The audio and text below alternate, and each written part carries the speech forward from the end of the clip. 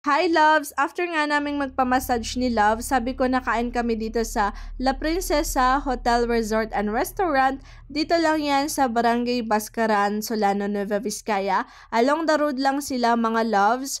And hindi ko aakalain na all-in-one na pala dito. So meron sila ditong restaurant and cafe. May hotel na din pala dito. Meron din silang convenience store, comfort room, malawak na parking area, gasoline station nandito na din. And syempre yung resort natin mga loves, meron din sila dito.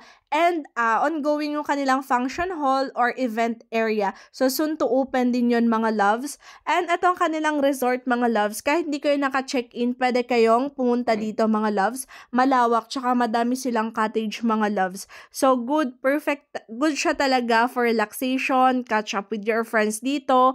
And ito yung kanilang cafe and restaurant which is malawak siya. Ang daming tables, kaya niyang makater yung madaming tao dito. So, nung pumunta kami ni Love, dadalawa lang kami kasi kakaalis lang din ng kanilang mga customers.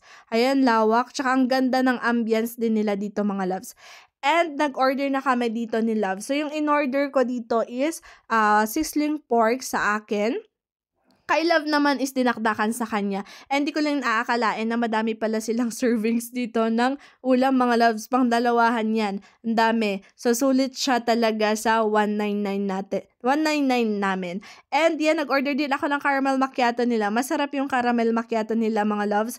Must try din to mga loves. And after namin kumain and lumabas kami, sabi ko kay Love, videohan mo ulit ako. Ayan yung kanilang hotel, yung convenience store nila. And yan, yung napakalawak nilang area mga loves. Ayan lawak ng parking natin dyan. And yan, visit nyo sila dito. Along the road lang sila, pwede nyo i-Google Map just in case gusto nyo ding pumunta dito or gusto nyo mag-stop over dito. So, yun lang yung share ko dito mga loves. Work hard, be kind, and amazing things will happen, loves!